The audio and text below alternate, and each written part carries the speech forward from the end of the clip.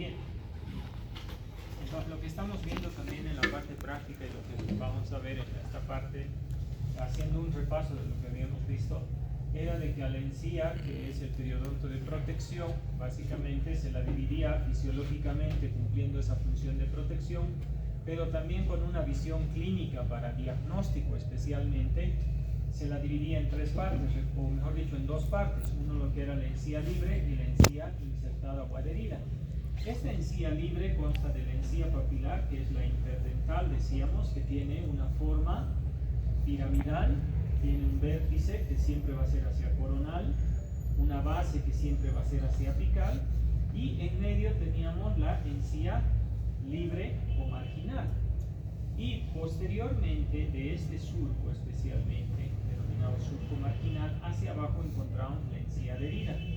Entonces no se olviden que esta encía es una encía libre, básicamente, o sea, no está adherida a nada, ¿sí? Está básicamente libre, o estará tal vez unida un poco, pero a través de un epitelio de unión que vamos a ir viendo ahora y repasándolo un poco, que es la parte importante, al diente, pero no estará insertada. La inserción es lo que da la firmeza y la característica de la encía de protección especialmente, ¿no? Es, digamos, la parte más sólida para lograr su función. Por lo tanto, esta encía adherida o insertada acá, por supuesto que estará insertada a través del tejido conectivo al hueso alveolar, ¿sí o no? Entonces, esto sí está insertado, pero al hueso alveolar. ¿Está bien? Perfecto. Entonces vamos viendo los límites. Algunos detalles. Las encías papilares, que son triangulares, es una encía libre, son dos, una vestibular y otra lingual. Esto dependerá de las piezas dentarias netamente, porque cuando no hay piezas dentarias, muchas veces esta encía, esta forma de festoneado que tiene la encía, este festoneado que tiene, esa forma de festoneado, está determinada por las piezas dentarias. Por supuesto que ustedes van a ver pacientes, si es que no los han visto ya, por lógica, si extraemos todas las piezas, ¿qué va a pasar con ese festoneado? Desaparece. En los últimos años nos hemos dado cuenta que nosotros podemos moldear la encía. ¿Y cuándo nació esto? Cuando nació la implantología y cuando la implantología se reevolucionó. Porque la implantología nació de una forma y después nació o se reevolucionó, quiero decir, se reactualizó en los últimos 10 años especialmente, y nos dimos cuenta, por ejemplo, que a la encía la podíamos moldear. Entonces, y para hacer eso, para hacer varias cosas en realidad en odontología, para trabajar sobre la encía, tenemos que conocerla, ¿no? Bien. Por lo tanto, esta encía papilar que ocupa las troneras, los espacios hacia apical, que se presenten dos, dependen de las piezas dentarias y también dependerán de los puntos de contacto. Fíjense que aquí hay un espacio negro, ¿no? Si esto se viera, es antiestético para algunos pacientes y no les gusta. Entonces, a veces lograr formar o restablecer esto es muy difícil.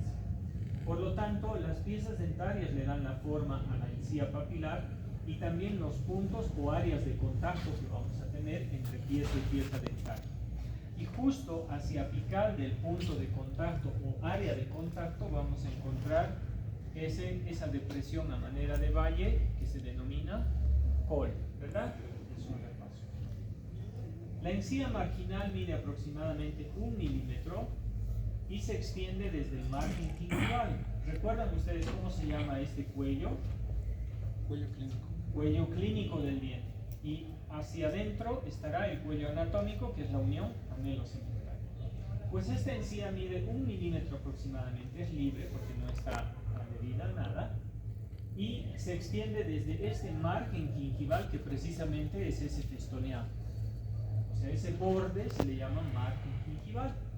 Y acá presentamos una depresión imperceptible en algunos pacientes que no se nota, que sería el surco marginal.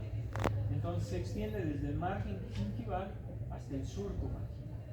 Y la encía insertada se extenderá desde este surco marginal hasta el límite o línea mucogingival, ¿no? Donde termina la encía. En un corte lo podríamos observar de esa forma. Vamos a ponerle todo hasta ahí, creo. hasta ahí. Ya. Entonces, en un corte sagital, a este nivel pero del diente, vamos a observar este lugar. ¿Sí? Este lugar estamos observando. Entonces, ustedes se van a dar cuenta acá ya que tenemos que empezar a identificar los tejidos, porque esto es sumamente importante que ustedes lo incorporen, porque es todo el tiempo que van a utilizar esta información. Conocer los tejidos, pero en base a la función o directamente a lo que interesa, que es la aplicación clínica. Entonces tenemos el esmalte, que ustedes ya lo conocen, la dentina, que es la sensible, ya sabemos también un poco por qué, y lo estamos llevando en la parte práctica, el cemento y el hueso. Entonces la encía estará alrededor de la pieza dentaria, decíamos, y se une a través de esto, ¿qué era?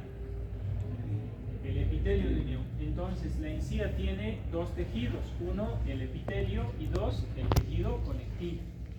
Entonces la primera separación va a ser el epitelio de unión, y este epitelio de unión, fíjese, está a nivel del cuello anatómico del diente, justo donde se une el esmalte con el cemento. Y recuerden que el esmalte a este nivel termina así, como en un bisel, muy delgado. Entonces es un lugar sumamente crítico.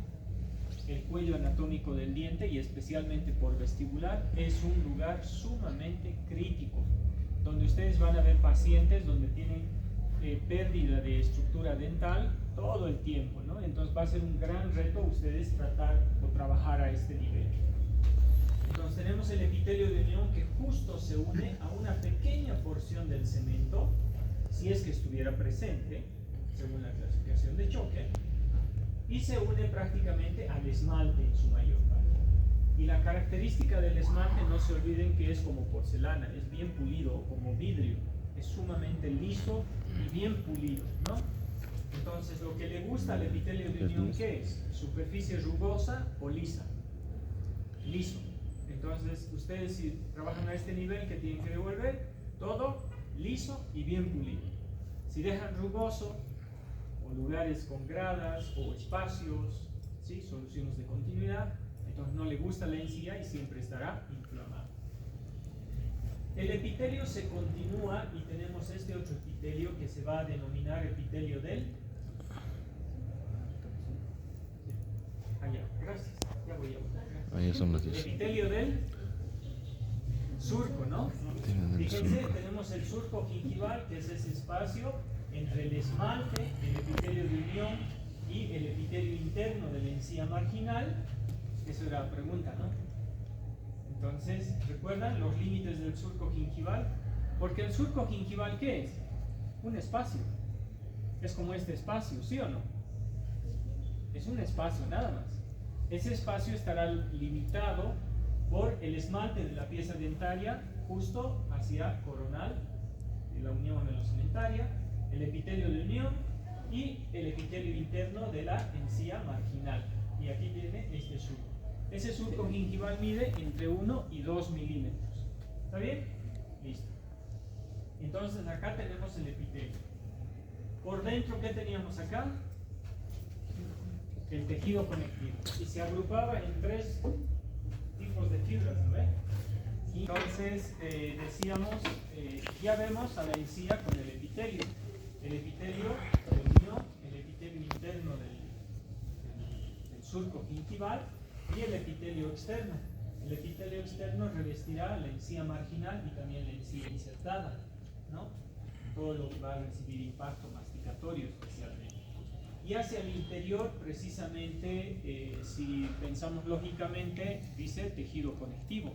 Entonces, solamente por un razonamiento podemos decir que el tejido conectivo precisamente es el que conecta el epitelio con el hueso y también con el cemento.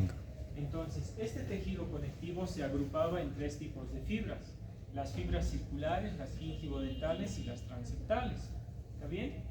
Entonces, estas fibras, que ahora creo que hay imágenes más adelante, y lo vamos a ver, estas fibras son las que realmente separan. ¿Por qué? Porque estas se anclan y se insertan en el cemento, ¿sí? Ahora, pregunta, ¿En qué parte del cemento? Porque la pieza dentaria tiene una raíz bastante grande y otras tendrán birradiculares y multirradiculares. Entonces, no es en cualquier parte del cemento, ¿verdad? Lo que pasa es que les hago esto, recuerdo, aunque sea redundante, porque uno dice cemento, pero no considera a qué nivel, y debemos ser siempre específicos en ese sentido. Entonces, ¿a qué nivel del cemento se inserta? Justamente entre el, ¿cómo se llama esto? Unión amelocementaria, o puede ser cuello anatómico del miembro. Entre la unión amelocementaria y la cresta ósea, ¿sí o no? Entonces, en este tramo es donde las fibras del tejido conectivo de la encía es que se insertan al cemento. Entonces, si somos un poco más finos en una pregunta que yo podría hacer, sería, digamos, ¿dónde específicamente se insertan las fibras del tejido conectivo gingival? ¿Sí o no? ¿Se entiende la pregunta? ¿No? ¿O es muy complicado? ¿No se entiende, verdad? Entonces, así hacemos las preguntas para que más o menos lo consideren. ¿Sí? ¿En qué parte específicamente se insertan las fibras del tejido conectivo gingival? ¿No? ¿En qué parte? En el cemento. Y ahí puede haber opciones. En el cemento, entre tal lugar, entre tal lugar. En el cemento, entre la unión amelocementaria y la cresta ósea. ¿Está bien? Ahí es donde se insertan y brindan la separación verdadera, con lo cual la encía ya protege separando el medio externo del medio interno. Entonces esto les repito todo el tiempo porque es muy importante que ustedes sepan que esto también es conocido como nivel de inserción, que lo van a llevar al año. Este es el nivel de inserción, más el epitelio de unión, más el surco gingival. Todo este espacio es un espacio biológico que debemos tratar de conocerlo y respetarlo siempre al momento de trabajar sobre él. Entonces, todo esto se denomina espacio biológico. Se ha determinado que ese espacio biológico tiene un aproximado de distancia entre 2.8 milímetros. ¿Sí? 2.8 milímetros. Muy bien. Entonces, criterios que son sumamente importantes. Esto era para repasar y reforzar un poco, ¿sí? Porque son cosas claves que sí o sí entran. La encía papilar ya habíamos dicho, el punto de contacto o áreas de contacto, y esta era la depresión ocal, que ya lo habíamos visto en la anterior clase, que solamente estamos recordando. Y dependiendo de la pieza dentaria, obviamente eso variará. Nuevamente recordar esto siendo redundantes es de que el tamaño de la encía adherida o queratinizada, hay dos cosas que importan para hacer restauraciones, rehabilitaciones y considerar la salud. ¿Por qué el paciente, por ejemplo, que viene todo el tiempo anda con las encías inflamadas o en un sector tienes mayor problema y todo eso? Les voy a dar las claves ahí un poco después de años de experiencia, por supuesto. Es de que muchos dejan de lado tres cosas especialmente que para mí son importantes, ¿no? Hoy se lo toma en cuenta más, pero son personas ya formadas con inclusive especialidad y subespecialidad que los consideran, pero la mayoría a veces dejan de lado, aunque la información cada vez con los cursos está mejor hoy en día, ¿no? Para todos los profesionales. Dos cosas habría que considerar cuando tú vas a hacer rehabilitaciones, prótesis y todo eso, o entender un poco por qué hay problemas a nivel de la encía. Uno, el biotipo gingival. Cambió de nombre, ahora se llama fenotipo gingival. El biotipo gingival, ya les he mencionado, es si la encía es gruesa o es delgada. Entonces, ¿y cómo podemos ver eso? Aquí, por ejemplo, se pone en el surco gingival una sonda periodontal, entra, y si se transluce y se ve la sonda, obviamente es delgado, ¿no? Y la encía, mientras más gruesa es, presentará una encía como la característica de cáscara de naranja, por ejemplo. Entonces, se refiere al biotipo o fenotipo gingival al grosor de la encía, pero no del epitelio. El grosor de la encía interesa más por su tejido conectivo. Esa es la clave. Y si la encía es muy fina, inclusive hay técnicas que van a cambiar esa encía. Tú puedes hacer un injerto de tejido conectivo y la mejoras esa encía, ¿sí? Para volverla más gruesa, podríamos decir así. Uno, entonces, el grosor de la encía, que van a aprender en los cursos superiores, tómenlo en cuenta siempre. El grosor de la encía, entonces el biotipo o fenotipo gingival es fundamental al momento de entender patologías y también de tratar algunas cosas y evitarse problemas, especialmente con recesiones gingivales. Dos, es sumamente importante que haya ancho de encía insertada. ¿Ven este ancho de acá? Desde el surco marginal hasta el límite mucogingival tiene un ancho. Este es mucho mejor, ¿sí o no? Y este deficiente. ¿Qué pasa si aquí por un accidente o algo esto se rompe? Esta en sí es móvil, se jala. Entonces aquí va a haber todo el tiempo problemas. Si se inflama y cálculo dental del paciente, se va a empezar a recesión, recesión, recesión, recesión. Tú le vas a decir, no te preocupes, te voy a hacer limpieza. Le haces la limpieza, pero nunca lo puedes solucionar. ¿Qué tienes que hacer? Sería bueno devolverle o aumentar la encía insertada o cambiar el fenotipo, aumentar el fenotipo. Eso, la pregunta va a ser ¿cómo lo cambio? Pues después de que salgan, tal vez van a interesarse por cursos o algo en relación a periodoncia para poder manejar esto, que es un poco más de detalle, podemos decir, ¿sí?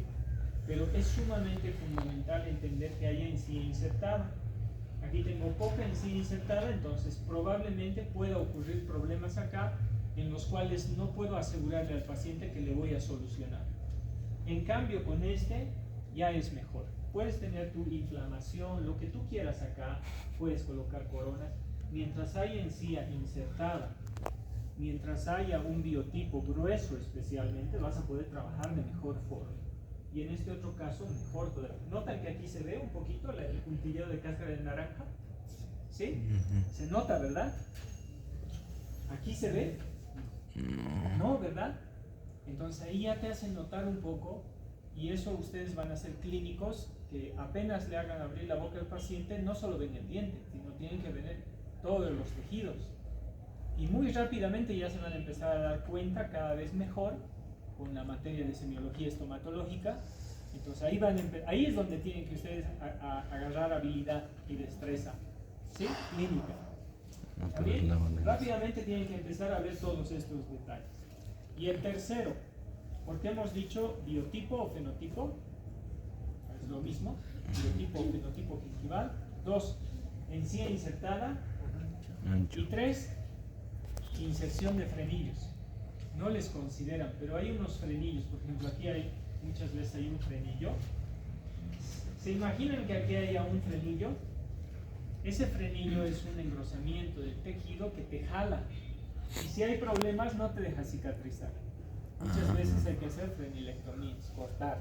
Y con eso recién, a lo que me refiero es, tienes que tratar de agarrar el agente etiológico, pero, o sea, el agente causal, pero con todos los factores que le predisponen a la enfermedad, porque no es suficiente atacar la enfermedad. ¿A qué me refiero? Si aquí hubiera cálculo dental, biofilm, biopelícula, lo que quieran llamarle, digamos, suciedad, y ustedes dicen, no, lo voy a limpiar, solo están atacando el agente causal, ¿sí o no? Pero no están atacando los otros factores condicionantes que puedan estar agravando esta enfermedad, ¿me entienden? Entonces no solamente es bueno atacar el agente causal, sino también cualquier otro factor condicionante que pueda estar afectando eso, ¿no? ¿Por qué? Porque yo debo entender la fisiología del encía. Muy bien, ahí decíamos.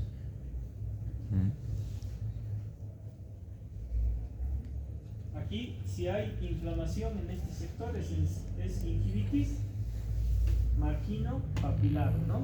Puede ser localizada a 1 o 2 piezas, o puede ser generalizada en todo, ¿sí?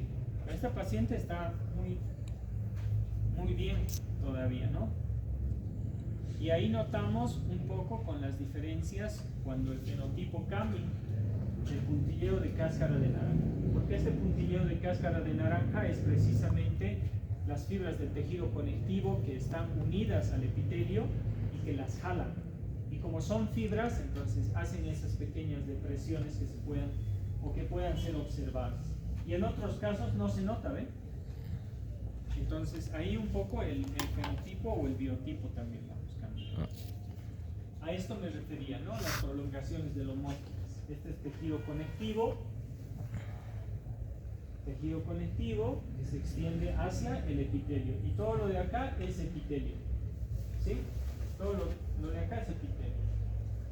Lámina basal, siempre dividida en dos. Lámina lúcida y lámina densa. ¿Sí? ¿Qué tiene? Hemidesmosomas. Tenemos el estrato basal con células cúbicas acilíndricas, poliédricas, el estrato granuloso y el estrato córneo. ¿Sí? Todos los estratos. ¿Cuánto tiempo tarda una célula en llegar de acá hasta eliminarse por la descamación? 28 días aproximadamente. La reepitelización que va a ocurrir. ¿Qué procesos se dan en este momento? Cambios morfológicos, porque acá eran cúbicas acilíndricas y allá son planas, entonces cambiaron de forma. 2. A nivel del estrato granuloso, evidentemente se han llenado estas células por ese proceso de diferenciación celular o por ese proceso de maduración, podríamos decirlo, ¿sí? de cambios que va a ocurrir, que se llenan de queratohialina, por eso en su mayor parte será paraqueratinizado. Por lo tanto, presentará, como se ve en la microfotografía, se verán núcleos, pero pignóticos, se le llama porque se pigmentan. Son núcleos no funcionales que podemos observar acá en su mayor parte. Muchos de los trabajos de investigación dicen eso. El epitelio bucal externo, me refiero a este externo de acá, será un epitelio plano, escamoso, estratificado y que su grado de cornificación en la mayoría de los casos es paraqueratinizado. En cambio, el epitelio de unión y el epitelio del surco es un epitelio no queratinizado, ¿sí? Que presenta núcleos funcionales. Entonces, pierden sus organelos citoplásmicos, el núcleo ya no tiene función, aparatos de Golgi, retículo endoplasmático rugoso, o sea, ya no hay en el estrato córneo, ¿no? Entonces, esos son los cambios. Volvemos a repetir el epitelio de unión, el epitelio conectivo, también denominado lámina propia. Eso es más de lo que venimos repitiendo. Este es otro detalle que no se deben olvidar, es un repaso de la parte práctica. La principal célula del epitelio es queratinocito. ¿Cuánto porcentaje aproximadamente dicen los textos? 90%. Luego, la función del queratinocito evidentemente es la resistencia al impacto, es la célula que le da la resistencia a este tejido, ¿no? Por eso es mucosa masticatoria, resistencia al impacto. Los melanocitos, no hay nada que decir, son células que presentan pigmentaciones. ¿En qué estrato se encontrará el melanocito? ¿En el estrato espinoso y granuloso? O más bien entre el espinoso y el basal, ¿sí? Las células de Langerhans también se encuentran distribuidas ahí, pertenecen al sistema monocítico macrofágico, o sea, sistema de defensas, se los considera así. Y las células de Merkel estarán en el estrato basal. Son como pequeños discos de Merkel que reciben la presión profunda, ¿sí? Y presión superficial también. Entonces son mecanorreceptores, básicamente. Entonces por eso es que cuando te tocas la encía, pues tienes sensibilidad, ¿no? Un dato bien importante también, el epitelio tiene irrigación. ¿Hay vasos sanguíneos, mejor dicho? No. ¿Ven algún vaso sanguíneo aquí? No hay. Entonces, ¿cómo se nutre? Se nutre a través del proceso de filtración que va a haber del vaso sanguíneo que está en el tejido conectivo. Entonces, desde ahí va a venir todos los nutrientes para la lámina basal. Entonces, estarán muy próximas a la lámina basal. ¿Está bien?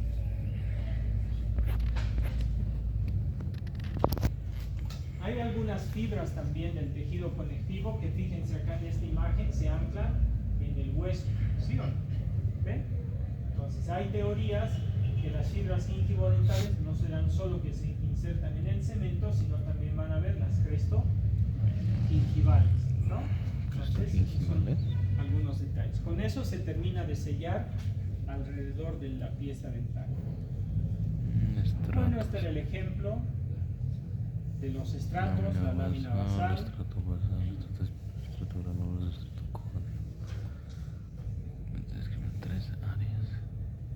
Entonces ya esta imagen, cuando vean en cualquier lugar, ya la pueden comprender, ¿sí o no?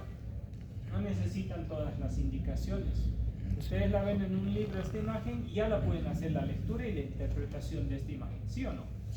Ya saben cuál es la encía papilar, la encía libre, ya saben qué hay dentro, ya saben por qué han hecho estos dibujos, ya pueden entender cualquier imagen a ese nivel y por qué se han dedicado a hacer esa imagen explicándola, vamos, a detalle. ¿Sí? El epitelio de unión es sumamente importante, igual esta imagen muestra acá en grande. Esta C, ¿qué será? Cemento. Y este es esmalte. Entonces, si fuera según la clasificación de Choquet, dice que el cemento cubre al esmalte. ¿En él? ¿60%? De los casos. Pero eso ocurrirá alrededor del cuello del diente. Tal vez en algún sector no pasa eso, ¿no? Y estarán borde a borde o separado. Y por eso que cuando les decía que cuando le tocas aquí, duele. Tocas aquí, duele. Tocas atrás, no duele. Tal vez porque esta pequeña unión amenocementaria esté o borde a borde o separado, dejando expuesto a la dentina, ¿no es cierto? Que tiene también su fisiología. Y esa evolución no es mala. A su estructura. Pero fíjense, a este nivel menciona el texto que una hilera, esto es membrana basal con una hilera de 20 células, así dicen los trabajos de investigación y los libros, que dicen que la membrana basal y una hilera de 20 células aproximadamente, una hilera, ¿sí?, de grupos celulares formará el epitelio de unión. Y tiene hemidesmosomas, que es lo que le hace que sea pegajoso. Pero esto, como está unido al esmalte, les cuento que se puede separar. En cambio, lo que estará por debajo, que se inserta en el tejido, no se separa. ¿Está bien? En el cemento. Y lo que está en el hueso, igual que el ligamento periodontal, no se separa. Ahí podemos ver. Este es el instrumento que les van a pedir al año y al subsiguiente año también para hacer precisamente un diagnóstico gingival. Les van a pedir porque tienen que analizar la salud, y la salud está en relación a lo que es fisiología y lo que es fisiopatología. En este caso, las enfermedades periodontales.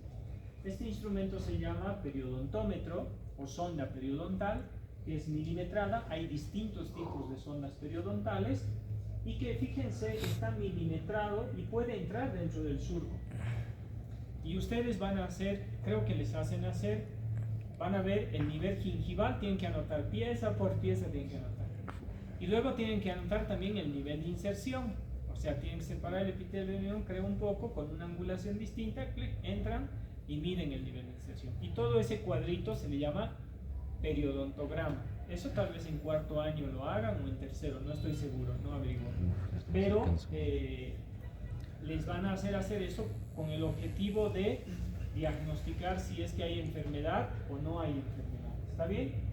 El surco gingival obviamente tiene elementos celulares, tiene una composición parecida al líquido extracelular y tiene compuestos orgánicos. Dentro de ellas hay inmunoglobulinas, hay hormonas, ¿sí?, en el fluido gingival.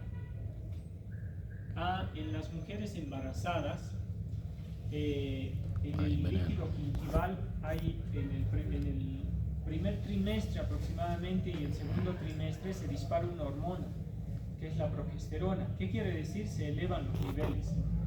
Y la progesterona, hay algunos trabajos de investigación que dicen o reportan de que la cantidad de progesterona elevada a nivel de los surcos gingivales hace de que predisponga a mayor inflamación. Eso quiere decir, por ejemplo, que una persona embarazada y otra no embarazada, con las mismas condiciones, digamos, sea, el mismo problema, todo igualito, solo un ejemplo, todo igualito, esta, digamos, reaccionará con inflamación, todo normal, sangrado, inflamación, se pone rojo, edematoso, todo eso, ¿sí? Pero esta persona de acá que está embarazada reacciona el doble, porque al mismo estímulo, o inclusive a estímulos más leves, responde. Entonces tienen mayor sensibilidad a la respuesta inflamatoria por causa de la progesterona, que funciona como un factor. ¿Recuerdan los mediadores químicos de la inflamación? Como la prostaglandina, la bradicinina, la serotonina, ¿sí o no? Entonces ahí se acoplará esta hormona y que causará igual vasodilatación, todo eso, y que apenas le toca sangra. Por eso las mujeres embarazadas tienen que tener controles más rigurosos. Y si tú le explicas eso, si se toman la molestia de investigar, le dices, y tienes pacientes embarazados, y le puedes decir y explicar qué es lo que sucede, el paciente te va a agradecer mucho, porque no estás actuando de manera empírica, ¿no?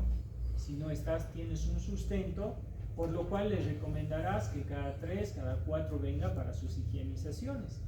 Ganas fidelidad, ganas todo, ¿sí o no? Un poco de conocimiento, y tú le brindas información al paciente, pero por eso te pagan, ¿verdad? Entonces es nada más tratar de compartir esa información, y es deber de nosotros brindar esa información, ¿no? Y estar constantemente revisando. Entonces es importante que eso vayamos siempre considerándolo. Bueno, como acción de defensa, por supuesto que todo lo que caiga en el surco gingival debería morir.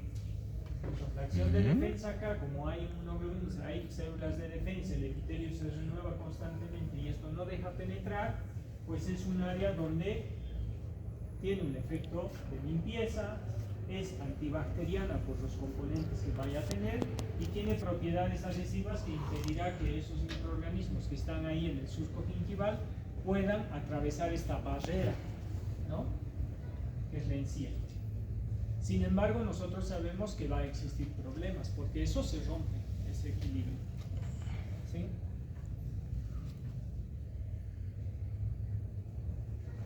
Más ejemplos del epitelio. Acá se nota mejor, ¿no? Es un mejor dibujo del epitelio. La renovación, ya saben cada cuánto será, 28 días.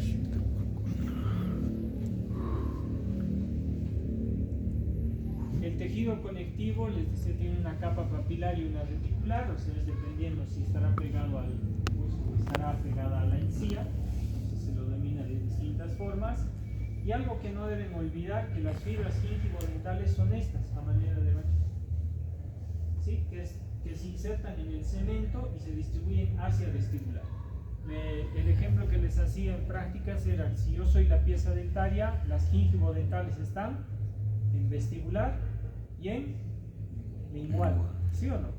Entonces, esta de forma de abanico estará hacia vestibular y estará hacia lingual. Y estos círculos serán circulares. Las fibras circulares, que como el cinturón te ayudan a ajustar, ¿sí o no? Entonces las fibras circulares le dan firmeza a la encía para que ajuste y apriete el lugar del cuello anatómico del diente, logrando la separación, ¿sí? Entonces ahí están las fibras gingivodentales y las circulares. Las circulares no se insertan, las gingivodentales sí se insertan. Capa papilar, capa reticular. Lo mismo, más ejemplos de la misma imagen para que no lo olviden nunca, ¿no? Y las transeptales, ¿dónde estarán? ¿Sí? Entonces, acá teníamos, este es el ejemplo de las transeptales. Este es el esmalte de la pieza dentaria y este es de la vecina. Esta es la encía, digamos, debajo del punto de contacto o área de contacto, y entre el cemento de una pieza dentaria al cemento de la otra, siempre por el debajo, mejor dicho, hacia apical de la unión mamelocementaria y la cresta ósea. Entonces, en ese nivel estará esta inserción. Entonces, yo ya tengo la separación por vestibular y por lingual con las gingivodentales, y las transeptales a los costados, por lo tanto está sellado en todo el contorno. ¿Y estas fibras qué son? Ya son del ligamento periodontal. ¿Sí o no? Muy bien.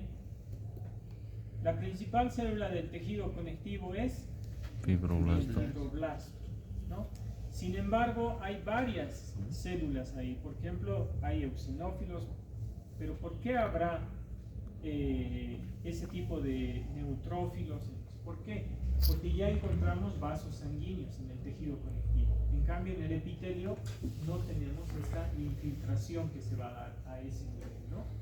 Y se dice que los fibroblastos, a nivel de la agrupación de fibras que se van a generar ahí, tienen una forma estrellada, estarán a lo largo de las fibras que se van formando, serán colágeno tipo 1, tipo 5, tipo 4. ¿Interesará conocer eso? Sí, es bueno conocerlo, pero no tiene una relevancia clínica. La relevancia clínica más bien es cómo se agrupan, ¿verdad? ¿Y qué función tiene el fibroblasto, que va a hacer tanto formación de colágeno a partir de tropocolágena como la degradación de la colágena vieja? Les cuento que hay fármacos que inhiben la función de degradación del fibroblasto. Y hay un agrandamiento gingival que se da, es de tipo fibroso. Y eso es porque no se está eliminando la colágena vieja y la encía empieza a crecer.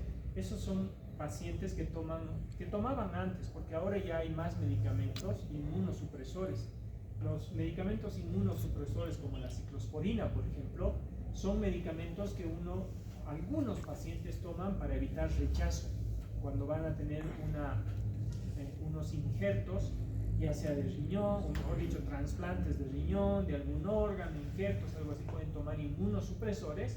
Esos inmunosupresores cumplen su función, pero también inhiben y le afectan al fibroblasto y generan agrandamientos gingivales condicionados, ¿no? O por lo menos se tomaba mucho. Ahora ya hay mucho fármaco que cada vez es mejor, ¿no? La hidantina sódica también, que era un anticonvulsivante, tenía el mismo efecto, a veces afectaba. Obviamente el fármaco no ha sido creado con eso, ¿no? Sino es como un efecto colateral, un adverso, algo adicional que le va a causar.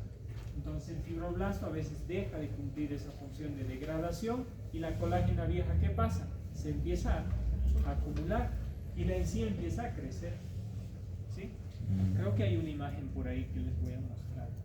No, sí, esa Las características patología. clínicas de la encía que van a ustedes observar son el color, porque presentará un color rosa coral pálido, dicen, pero varía esos colores, ¿no? Pero generalmente tenemos que buscar salud. Color, forma, textura. Son características clínicas que tienen que empezar a ir viendo. Para ir diferenciando esto, ¿no? Ojalá, verga, es Por ejemplo, negro. ¿esto qué será? ¿Eso es patología de allá? Se ha ¿No? Es quemado. hiperpigmentación melánica, ¿no? Sí, Entonces eso es natural, ¿sí o no? sí. Porque hay mayor cantidad Hay de algunos. melanocitos y van a encontrar manera de parches a veces, manchas. Aquí, digamos, zonas oscuras, Sí. algo así, porque hay mayor cantidad de melanocitos. ¿Dónde?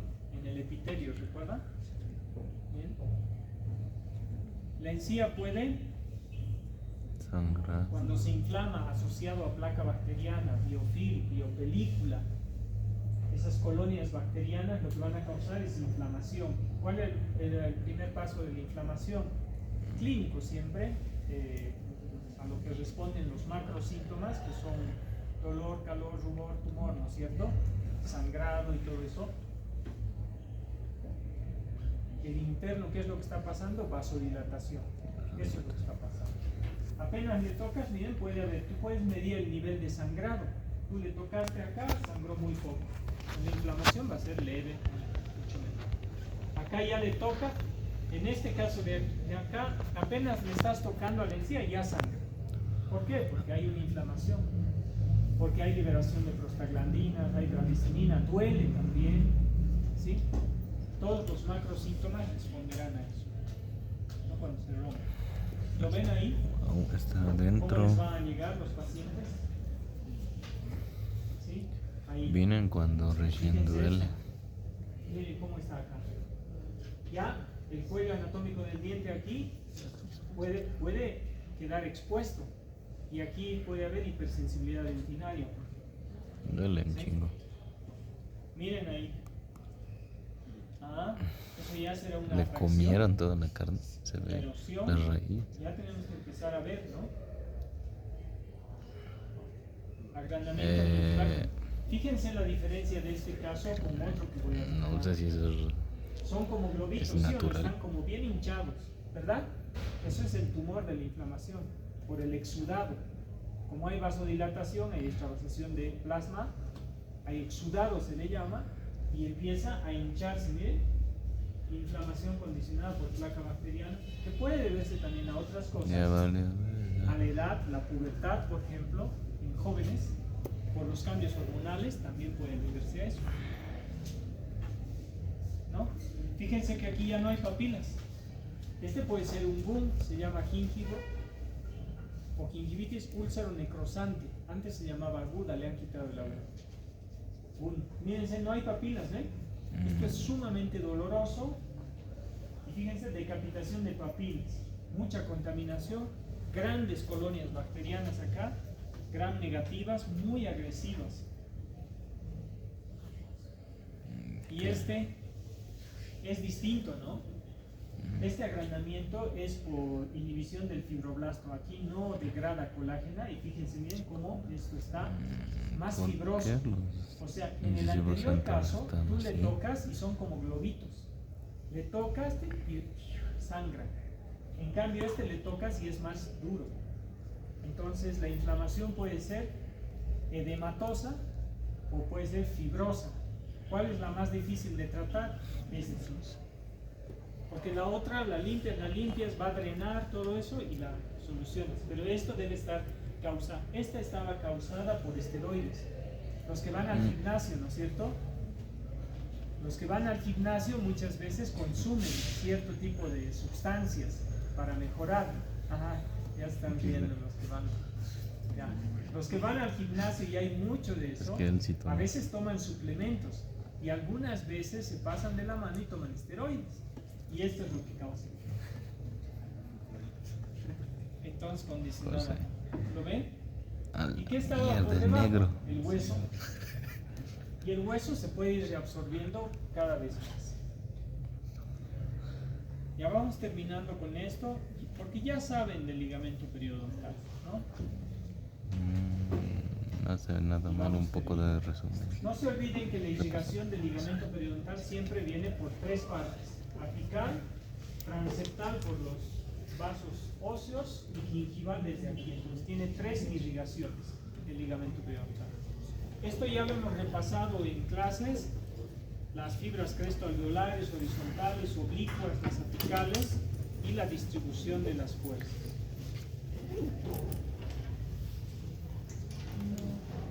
Lo que hay que saber de esto es de que la fuerza debería ser axial. Si hay una fuerza lateral que no está bien distribuida, va a haber problemas, ¿no? Ya bueno, entonces hasta aquí la primera parte terminado, porque esto también lo estamos llevando en la parte práctica. Lo dejaremos acá.